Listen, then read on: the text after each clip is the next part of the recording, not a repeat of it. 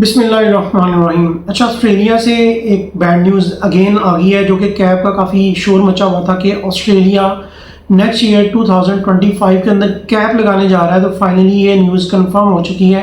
Australia ने बिल्कुल भाई कैब लगा दी है। अब ये कैब क्या चीज़ है, देखें। कैब ये होता है कि आप एक लिमिट लगा देते हैं कि इतने स्टूडेंट्स या इतनी सीट्स जो हैं वो इंटरनेशनल स्टूडेंट्स या फलां स्टूडेंट्स को दी जाएंगी। अब इनकी ऑस्ट्रेलिया की जो गवर्नमेंट थी उनकी तरफ से ये जो है ना नया रूल पास किया गया है कि ये कैप लगाने जा रहे हैं 2025 से। इंटरनेशनल स्टूडेंट जो है वो तकरीबन 40% जो है वो इंटरनेशनल स्टूडेंट्स होंगे, जबकि 60% जो स्टूडेंट्स हैं वो ऑस्ट्रेलिया के अंदर से ही होंगे, डोमेस्टिक स्टूडेंट्स होंगे। अब जो 40% स्टूडेंट्स हैं इनकी तादाद क्या होगी? इनकी तादाद टोटल जो है वो 2,70,000 है। बेसिकली दो पार्ट्स के अंदर डिवाइड किया गया है, एक यूनिवर्सिटी के अंदर और दूसरे पार्ट को वेट कोर्सेज के अंदर, जिसको आप डिप्लोमा वगैरह भी बोलते हैं। अब बात कर लें हम यूनिवर्सिटी की, तो यूनिवर्सिटीज़ को जो सीट्स एलोकेट की गई हैं वो 1,45,000 है। 1,45,000 यूनिवर्सिटीज़ को प्रोवाइड की गई हैं कि आपने इतने स्टूडेंट्स को सीट्स दे सकते हैं। तो रिमेनिंग 95,000 सीट्स जो हैं वो वेट जो इंस्टीट्यूट्स हैं, जो कॉलेजेस हैं, जो डिप्लोमा वगैरह के लिए हैं, उनको ये सीट्स एलोकेट की गई हैं। तो टोटल जो तादाद बनती है ये तकरीबन 2,70,000 बनती है। अब बात कर लें कि ये जो नंबर है ये किन के लिए है। देखिए, ये नंबर पूरी दुनिया के लिए है। ऐसा नहीं है कि खाली पाकिस्तान, इंडिया वगैरह के लिए है, ये पूरी दुनिया के लिए। इंटरनेशनल स्टूडेंट जितने भी आते हैं ऑस्ट्रेलिया के अंदर, ये सब के लिए ये नंबर दिया गया है। अब सवाल ये आ जाता है कि हमारे जैसे थर्ड क्लास कंट्रीज जिसमें इंडिया, पाकिस्तान, नेपाल, बांग्लादेश शामिल हैं, इनको कितनी सीट्स मिलेंगी? देखिए, इनकी जो प्रायोरिटी होगी वो फर्स्ट क्लास जो कंट्रीज हैं बेसिकली उनको ही होगी।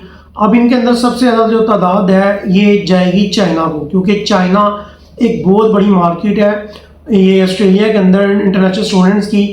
चाइनीज़ जो है वेराज पाकिस्तानी और बांग्लादेशी स्टूडेंट्स ये पढ़ के भाई ज़्यादातर वापस ही जाते हैं, ये यहाँ पे स्टे नहीं करते। तो इनमें से जो ज़्यादा नंबर है ये जाएगा चाइनीज़ स्टूडेंट्स को। उसके बाद जो बचेगा फिर उससे नीचे जो कंट्रीज़ आ रहे हैं उनको बारी बारी करते, फिर एंड पे जाके पाकिस्तानी स्टूडेंट्स को जो है ना मौका मिलेगा। पाकिस्तानी स्टूडेंट को कितने जाते हैं?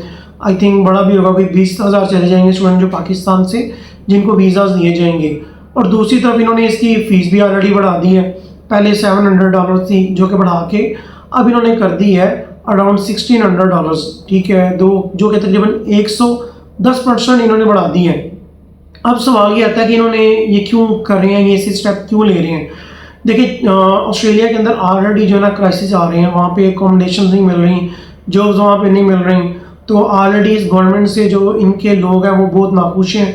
तो गवर्नमेंट अब ऐसे स्टेप्स ले रही है, आगे इलेक्शन भी आ रहे हैं नवंबर के अंदर, कि जिससे ये अपनी जो है ना पॉपुलैरिटी अगेन जो है ना वो गेन कर सके। तो इस वजह से ये ऐसे ब्रूटल स्टेप्स ले रही हैं ताकि हम अपने लोगों को खुश कर सकें। और कैब लगाने का मकसद ये है कि ये जो यहाँ पे अकोमोडेशन के मसले मसाइल खड़े हैं, जॉब्स के मसले मसाइल आगे हैं, तो ये चीज़ें सारी कवर अप हो सकें। लेकिन ये सारी शुरुआत देखिए हुई कहाँ पे थी? ये शुरुआत सारी हुई 2023 के अंदर, क्योंकि 2023 के अंदर ऑस्ट्रेलियन इमिग्रेशन ने क्या किया, इनका टारगेट था 5 लाख स्टूडेंट्स का, इंटरनेशनल स्टूडेंट्स को इन्होंने वीज़ाज देने हैं नेक्स्ट 3 ईयर्स के अंदर। लेकिन इमिग्रेशन ने क्या किया, इन्होंने 1 साल के अंदर ही 5 लाख स्टूडेंट्स को वीज़ाज ग्रांट कर दिए।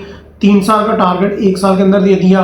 तो उससे क्या हुआ कि वहाँ पे ऑस्ट्रेलिया के अंदर जान बढ़ गया एक स्टूडेंट्स का, वहाँ पे जो है ना अफरा तफरी मच गई, इनके अकोमोडेशन के मसले मसाइल आने लग गए। इसके अलावा इनको स्टूडेंट्स को जो है ना वहाँ पे जॉब्स के भी मसले होने लग गए। इवन लोकल जो लोग हैं उनको भी ये चीज़ें फेस करने पड़ गई, जिससे काफ़ी महंगाई भी बढ़ गई।